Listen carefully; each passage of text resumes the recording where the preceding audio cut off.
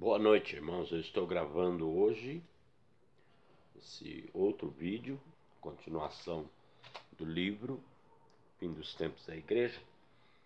Eu queria ratificar aqui um versículo que eu disse no vídeo passado. É 2 Coríntios 5,17, nova criatura. É porque a gente lê na pressa e eu estava sem óculos e dei a referência errada.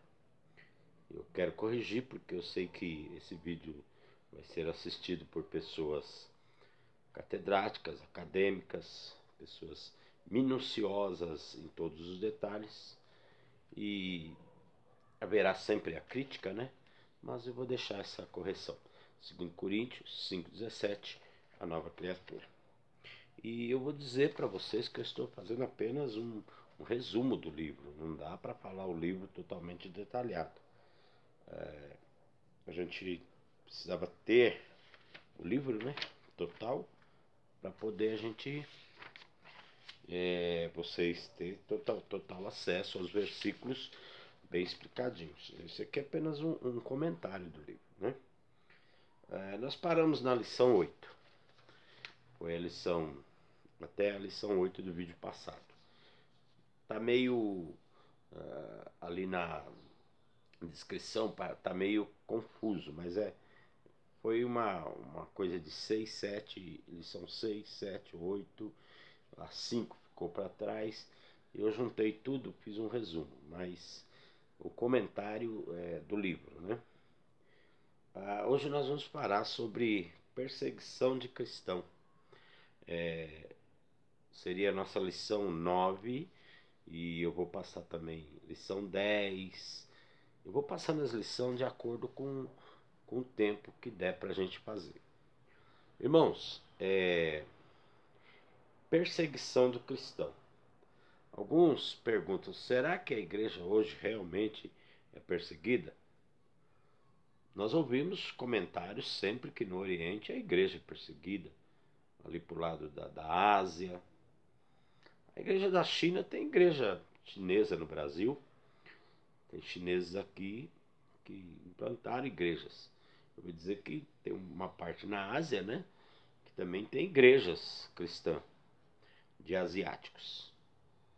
Eu não tenho assim, como posso dizer, a total afirmação dessas igrejas, porque eu não viajo. Eu conheço o Brasil e conheço um pouco aí dos outros estados, mas eu não viajo, não sou uma pessoa viajada como outros que viajam em missões longe. Eu não conheço pouco dessa parte.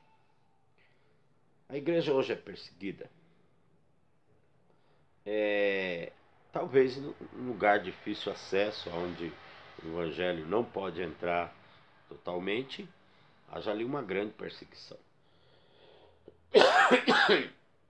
Nós achamos que com isso, que nos lugares onde o evangelho já está bem divulgado, não há perseguição. Essa perseguição existe, sim. Nós somos perseguidos, sim, no lugar onde há liberdade religiosa. Essa perseguição é diferente. Essa perseguição é o descaso, o comodismo. As pessoas ignoram. Já ouviram o evangelho bastante vezes e agora ignora. Faz com que o próprio crente se acomode. Ninguém liga.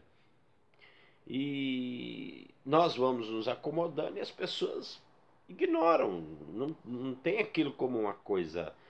Não é uma perseguição violenta, é a perseguição do descaso. A gente faz a perseguição do descaso entre uma denominação e outra ao descaso. Aquela lá não vale nada, aquela lá não dá nada. E entre a própria denominação ao descaso. Por exemplo, eu vi um pastor comentando, culto de oração, poucas pessoas vão. Essas megas igrejas que oferecem soluções imediatas, os cultos de orações enchem. Mas a pessoa que prega a palavra, ele não pode oferecer solução para ninguém. Ele oferece a Cristo, oferece o Evangelho, ele prega a palavra e ora. É Deus que vai responder. Ele não chega lá, não, vem imediato, aqui tem a cura, aqui você resolve.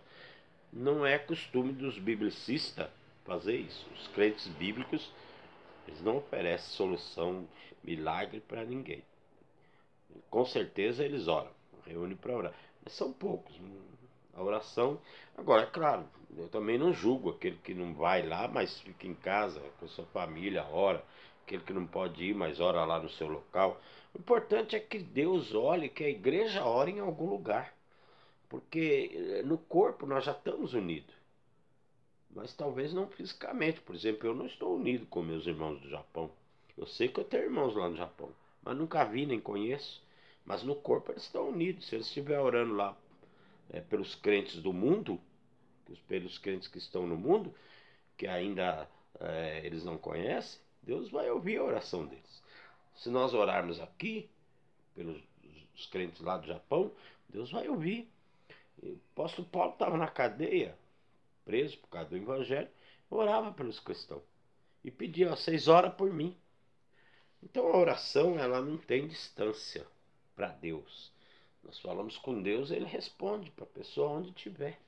Deus quer ouvir as nossas orações. Deus é um Deus de diálogo. E ele quer o diálogo nosso com ele, sabe de tudo.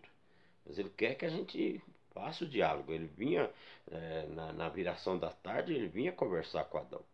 Deus é um Deus de diálogo, é um Deus que conversa conosco. É claro, hoje ele conversa conosco pela meditação da palavra. Quando nós lemos a palavra, nós estamos ouvindo Deus. Quando oramos, estamos falando com Deus. E Deus responde. Nós vamos entender isso pelo Espírito Santo, que nos dá a compreensão, nos dá o discernimento, nos dá a lembrança dos versículos, nos dá a lembrança das passagens bíblicas, nos dá a lembrança de situações que passamos de aflição e Deus nos livrou. Ele aviva a nossa memória. Então, há perseguição sim. A perseguição é do comodismo. É um lugar onde o evangelho já está implantado. Na Europa, por exemplo, a perseguição lá é comodismo mesmo. Tem templos material que eram igrejas, hoje já não são mais igreja, muitos já não se reúnem mais. Onde estão esses cristãos? Estão por aí. Não se reúne mais. Porque não tem a dificuldade que tinha antes, né? Congregar, você tinha que congregar, principalmente antes, não que não deva congregar, deve congregar. Mas antigamente não tinha uma Bíblia escrita, não tinha assim, ó, essa facilidade.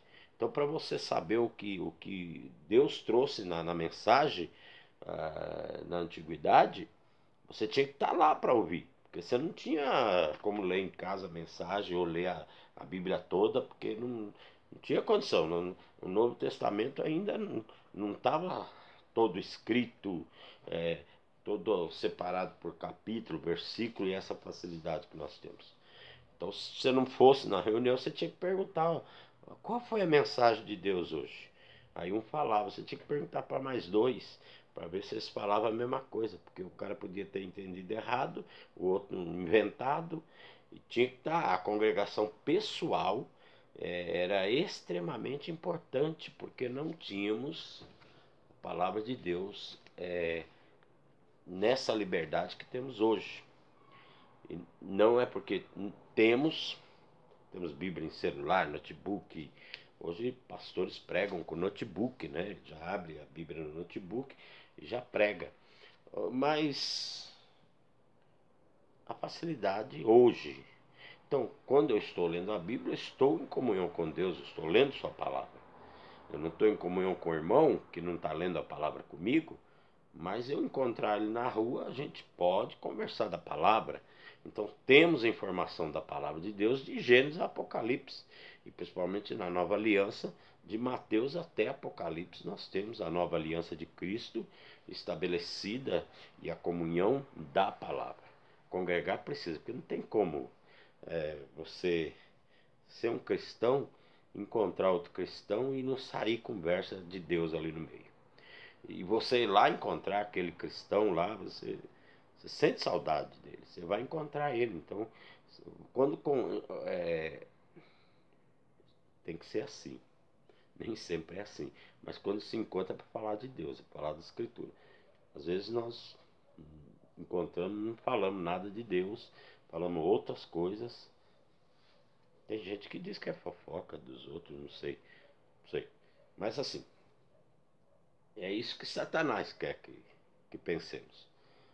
Que não, no lugar, na região de Deus, não temos perseguição, não temos tribulação. Tribulação tem aqueles pessoal que estão morrendo. A igreja primitiva teve grande perseguição com morte. Mas hoje nós não temos aqui no Brasil, por causa do evangelho, muita pouca gente está morrendo. Tem crente morrendo aí, mas não sei se é por causa do evangelho. A Bíblia diz que se sofremos por causa da palavra, esse sofrimento é real. Mas se sofremos porque não vigiamos, deram lugar ao diabo e nos enredou numa situação terrível e nós fomos enredados numa armadilha e aí estamos sofrendo, então não é, né? Não é um sofrimento por causa da palavra, sofrimento porque a gente deu lugar à carnalidade, e a carnalidade também produz sofrimento, sim. A Bíblia diz que o que plantamos na carne colhemos. Temos no espírito colhemos. Semeamos no espírito colhemos. Então, no Oriente a palavra está entrando, né? Ela entra por meio de comunicação, tem cristão lá com certeza, e não tem como, a palavra vai entrar lá no Oriente também, e Deus sabe, ela saiu de lá e fechou-se a porta. Tá voltando, vai entrar sim, com certeza o evangelho vai chegar mais firme lá pro lado oriental, pro lado asiático. Eu acredito que Deus vai fazer cumprir os quatro cantos da terra esse evangelho, plenitude dos gentios, né? O ecumenismo já é uma perseguição. Nós vemos que as pessoas querem unir, não, tudo igual. Deus é um só, mas ele não concorda com tudo que se dizem dele, ou a forma de culto que diz que é para ele. Deus não concorda, Deus é um só, mas as nossas reuniões, as heresias que acontecem no mundo não são uma só, são várias, e Deus não está com as heresias. Deus é um só, mas o homem tem muitas confusões. Deus é um só, mas o homem tem muitas confusões. A pior perseguição é do comodismo. Ah, não vou evangelizar, não. Ah, não vou dar testemunho aqui, porque não precisa. Aqui todo mundo, né, já é crente, não precisa, já ouviu, e acaba entrando no comodismo também, né? E é isso que vai ocorrer quando disserem a paz e segurança. Então virá a repentina destruição. Esse tópico aqui que eu quero falar é o comodismo, a mornidão, né? Cristo nos dá a verdadeira paz, mas não dá como o mundo dá.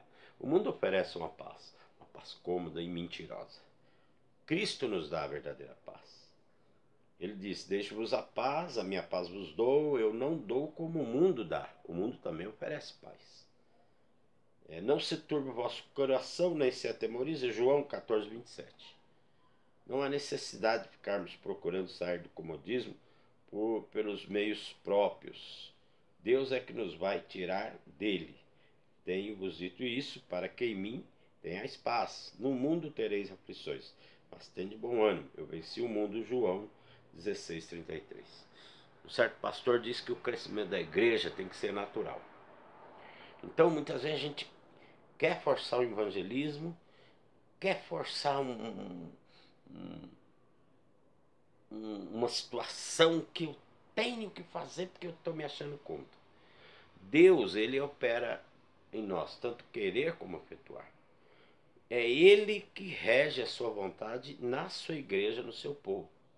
Ele nos tira do comodismo, Ele nos tira da aflição, nos tira da tribulação, Ele permite a aflição, permite a tribulação, e é Ele que tem o controle da sua igreja e do seu povo.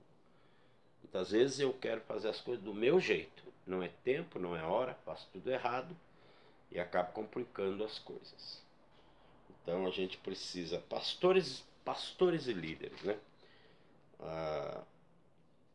O pastor, ele tem uma função. A função dele é passar as escrituras, ensinar de forma correta, de forma boa as escrituras. E ensinando as escrituras, nós temos que repartir com ele os nossos bens, porque é uma pessoa que se dedica. Se a pessoa não ensina as escrituras direito, faz confusão, te leva para confusão, fala uma coisa, depois fala outra, fala uma coisa, depois fala outra. Não sei, cada um faz o que quer, mas eu não me sinto bem repartir nada com ele não. Porque eu estou repartindo com ele para ele me confundir a cabeça. Mas cada um faz como quer, né? O Espírito Santo nos leva a meditar na sua palavra. Mas muitas vezes nós temos alguma dificuldade. Aquele pastor que pega a escritura e com paciência ensina, esse está fazendo o papel do pastor. O pastor exorta a orar, vigiar. Ele mesmo cria situações para que a gente possa estar orando em contrição, reunindo para a palavra. O pastor, ele tem dificuldade para reunir o povo para a meditação da palavra, para a meditação de oração. Mas é isso que ele tem que fazer e é a obrigação do pastor.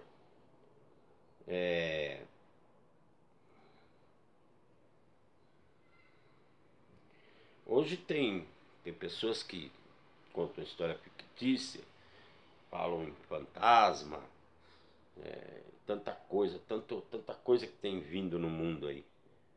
E muitos crentes gostam assim de assistir um filme de terror, gostam de assistir certas coisas que não é bom. O pastor deve estar alertando sobre aquilo que se passa, aquilo lá é heresia, está fantasioso, está bonito, mas vai de contra a escritura. O pastor é aquele que alerta, né? Ele não vai obrigar ninguém a fazer, mas ele alerta nas suas mensagens, no seu sermão, ele sempre dá aquele alerta. Sinais. Hoje ouvimos de terremoto, catástrofes, fome, peste, guerra. As pessoas estão falando, não, isso aí não é sinal, isso é desajuste na natureza. As placas tectônicas em algum lugar balançam demais e causam terremoto, tsunami. Isso são acidentes naturais. Não é sinal de Deus, não é sinal de coisa nenhuma. O cético e a crente cético, ele crê em Deus, mas em relação aos acontecimentos anormais da natureza, ele é cético, ele não atribui isso a Deus. Nem os milagres de Deus, muitas vezes, ele acredita, ele tem dúvida, porque pessoas estudadas, pessoas cientistas formados, colocam em dúvida que aqueles sinais que foram feitos realmente são uma forma natural, que aconteceu por causa que naquele tempo a natureza agiu assim, aí aconteceu aquilo, que era uma coisa normal. Infelizmente tem cristão que acredita nisso e não acha que tudo que está na Bíblia é do jeito que é. Bom, tem gosto para tudo. O mundo, a religião e os seus religiosos denominacionais está formado. As denominações evangélicas, a igreja congrega nelas. Mas dentro delas, há pessoas que entram, permanecem. Eu digo, a palavra fica permeando. Como o Espírito Santo, ele pairava sobre a face das águas, aguardando o verbo, a palavra de Deus, dizer haja e ouve, né? A palavra diz, o Espírito opera. Então, assim, tem pessoas que ficam ouvindo a palavra e ouvindo, mas ainda realmente não fizeram uma decisão, ela no íntimo dela com Deus. E muitas vezes não permanece, abandona tudo e não crê. Se crê, se sair do local crendo, com certeza a fé já está nele. Não podemos julgar que todo mundo estava ali e saiu, não creu, não é isso. Mas tem pessoas que a palavra está permeando sobre a face da sua vida. E ele está lá, entregue. Aí não quer mais nada falar, perdeu a salvação. Não perdeu a salvação. A salvação não entrou nele, porque ele só estava ouvindo. A Bíblia diz que quem tem ouvido, ouça o que o Espírito diz à igreja. Mas a pessoa, às vezes, ele não dá o ouvido de fé, o ouvido que produz a fé. A fé vem pelo ouvir, ouvir a palavra de Deus. Às vezes a pessoa ouve apenas mentalmente, intelectualmente, superficialmente, não ouve para que aquela palavra venha dirigir a vida dele. Sei lá, eu gosto de ouvir, eu acho que tá ali é bom, Deus sabe, né? Aí fala, saiu, perdeu. Não perdeu, não teve salvação. Não permaneceu na palavra, não teve salvação. Permanecer na palavra é permanecer no Evangelho, é permanecer no que Cristo ensina. Então, se a pessoa vai até aqui, eu vejo pessoa que ele prega, ele fala um sermão bonito, fala de Cristo. Aí depois ele fala assim, não, mas é o seguinte, Cristo, né, alimentou a multidão. Depois, as pessoas iam ali só para se alimentar. Ele diz, ó, vocês estão me seguindo porque vocês estão se alimentando. Aí a pessoa diz, eu penso assim, vem na igreja para se alimentar, tem que pagar o preço. Tem que pagar o valor alto. É que isso não diz assim, olha, vocês estão me seguindo porque vocês comeram e se alimentaram. Mas ele diz, não, agora daqui para frente quem quiser comer vai pagar. Não, ele diz, trabalhai não pela comida que perece, mas pela comida que permanece, pela vida eterna que o Pai vos dá. Cristo não diz, olha, dessa vez foi de graça, mas as próximas eu vou começar a cobrar por cada pessoa que tiver em torno de mim aqui. Não, Cristo não disse isso, não. Mas acredito que, como o Evangelho para muitos é causa de ganho, o cara aproveita para fazer o caixa, né?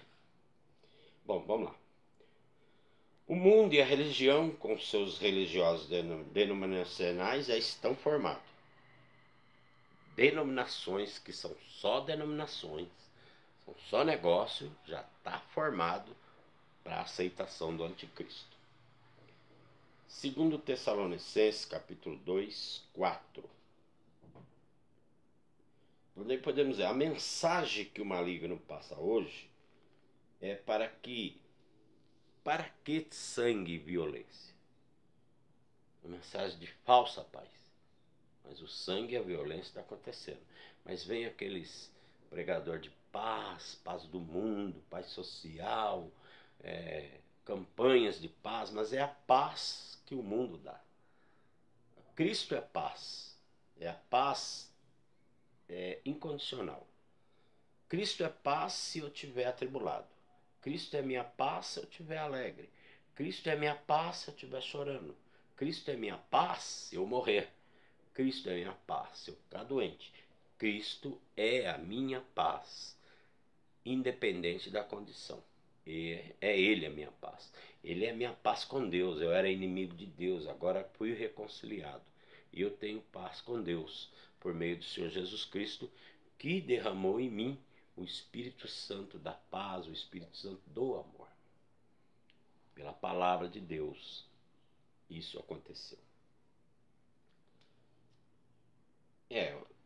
Também acontece profetas, escândalos, atrocidade, e isso faz com que o evangelho não pareça ser de paz, mas as coisas do mundo parece que tem mais paz do que a questão do evangelho. Uma inversão de valores, né? Cristãos nominais. Sim, não é porque hoje nós temos igrejas evangélicas e igreja romana que não há cristãos nominais nos dois sentidos. Cristãos nominais romanos, cristãos nominais também gospel, cristão nominal evangélicos. Hoje temos cristãos que aderiram à duplicidade sexual e dizem-se cristão. Os tempos, né, estão por aí. Efésios capítulo 2, versículo 10.